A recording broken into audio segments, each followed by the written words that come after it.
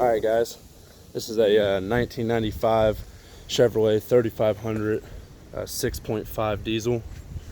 That's two-wheel drive, so I believe it's the C3500. What I'm doing is replacing the crankshaft sensor. I've had a difficult time locating where that was, but I finally found it. It's behind the harmonic balancer. Let me start off by saying I'm not a mechanic in any way, shape, or form. I can do a few things, and I do have the tools to do some things, but this is not my expertise by any means. But I do just try until I can't do it, and then I'll have somebody else help me or ultimately end up doing it for me. But I watched a bunch of YouTube videos, read a bunch of forums, and none of those were exactly what I was looking for, so I was having an extremely hard time finding where this thing goes. This is actually the new part here. I just got the old one out. I'm going to go down there and show you guys where it's located and where it goes. I've actually already got it plugged in there. I'm hoping it reaches. The old plug is here, and I have, like I said, it's out, it's disconnected. I think I can pull it through down through there. I'm going to try to fish this one down through there as well. I'll do that after the video though. This is just simply for location and exactly what to do to pull it out without breaking it or having to run like a pilot hole through there and pulling it out with a screw. I seen a video of that. That was just all kinds of things that I didn't want to get into, but this actually went extremely smooth, so I hope that this helps. I hope that this does exactly what I need it to do, and the purpose of this video is just to help anybody that's looking for that crankshaft sensor located behind the harmonic balancer in a 95 6.5 diesel 3500 two-wheel drive. I'm not sure the exact setup on a four-wheel drive, if it's the same. The years, I'm not exactly sure. Like I said, the forums and the videos were everywhere with motor sizes and different years, so I don't want to steer anybody wrong. But for this particular motor, this is where this was. This part cost me $41. I actually just bought this as well, the PMD box. It had already been relocated.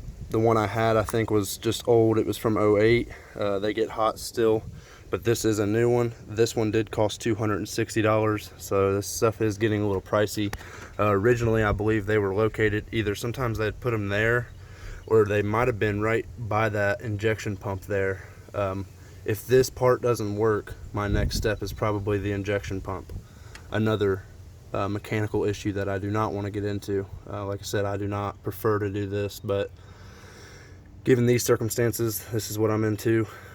So we'll go from there. Like I said, that's been relocated. New part yesterday. Truck actually run fine today without pulling the old crankshaft sensor. So I don't know, it's hit or miss, it's intermittent. You never really know when it's going to do it, but better to just change it and see if that helps and solves the problem. So I'm gonna go underneath the truck. Hopefully you guys can see what I'm looking at.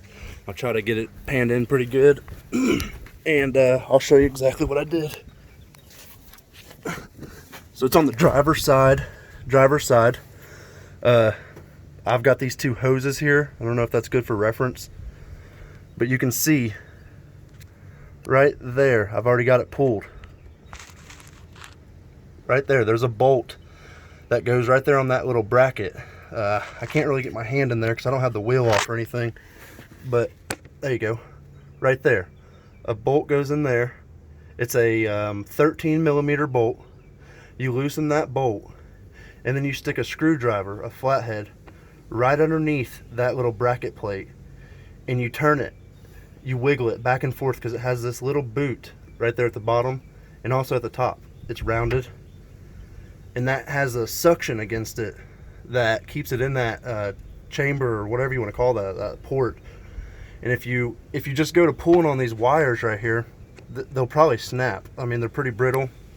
Then you will be stuck with trying to still pry this thing off. I guess it's not that crucial if the wires break, but I didn't want to get into it. I'm not trying to risk anything. I've been under here for 2 days, and I'm fed up with it. So anyway, you take that bolt off, and it's not even maybe an inch deep, maybe a little less. And you put your flathead right in the middle, or you can put it on the left hand side of right there underneath that plate. If you'll put your flathead screwdriver underneath that and you just wiggle up and down, back and forth, left and right, and do it on all sides, or try to at least.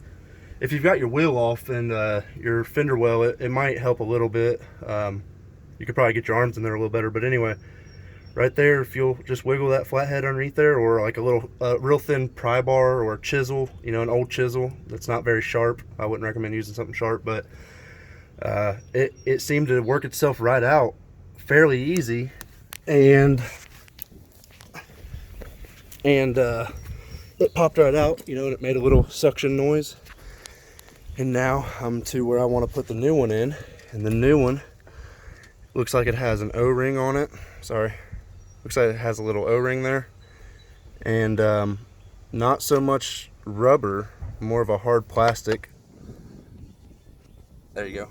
And it's got the little metal underneath there, probably for spark or something. But anyway, not really rubber, hard plastic with an O-ring, and maybe a small bevel here and a small bevel there. I'm assuming that's where the suction is going to take place once this slides into the port there, or the chamber, or whatever the technical term is. So I'm going to put that in, put the bolt back on. Here's the bolt. I'll show you the bolt. That's the bolt. Goes down in there, right here on this bracket.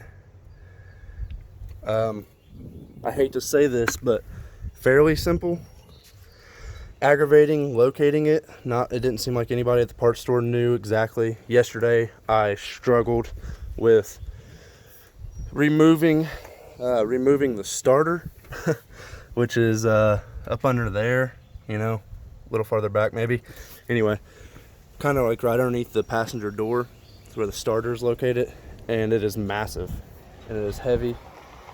And yeah, just dropping it down to see if that crankshaft sensor is underneath there, and come to find out it wasn't, so that's awesome. So I dropped the starter yesterday, no luck, couldn't run that wire. You know, I kind of knew where this wire was. It's the this one right here, the newer one there. I kind of knew where this was running down to, and it wasn't going nowhere near, you know, where it was supposed to go, or over in relation to where the starter is. So just for security, I just took it off and looked at it and looked underneath there, and it was all wires just running to the starter. So that let me know that it wasn't there.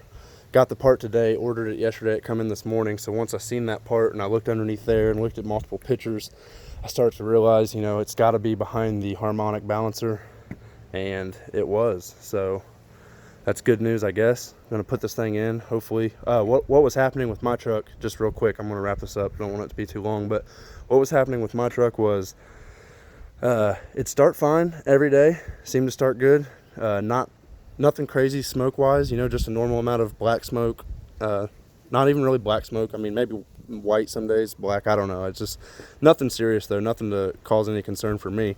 Anyway, truck would start fine, drive it, seemed like when it would get to a warm temperature, that was before the PMD box, seemed like it would go into a limp mode of some sort, or check engine light would come on and you'd lose power.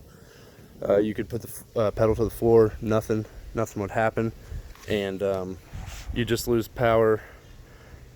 Sorry, I was getting a call there. Anyway, you'd lose power, and then eventually, intermittently, the truck would shut off. You'd be at a stop sign, red light, whatever, coming to a slow speed, truck would shut off. Fastest speed the truck actually shut off on me was around 20 miles per hour, kind of pulling out of a parking lot or something, getting on the road, and then it just shuts down.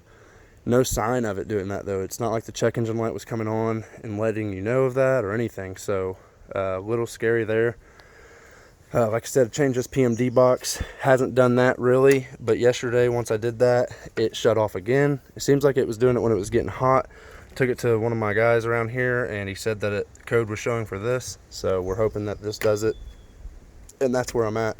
Like I said, he had a code for that fuel injection pump there, but he's done work on this truck in the past. This truck's been in the same area where I live here for 20 plus years. So anyway, he didn't necessarily think it was the injection pump. He said if it was, you know, we'd get into that next. But he said that sometimes that code reads that way just because they get clogged up, or they, you know, if they have any sign of loss of power or anything to them, the code will usually throw to the scanner. So we'll try this part. $42, $41. PMD box, unfortunately, very expensive, $260. Bought one from the junkyard, wouldn't even pull out of the parking lot with it, so that was a big waste of time and money. But hopefully this helps somebody. All right, if I do anything else, I'll let you guys know.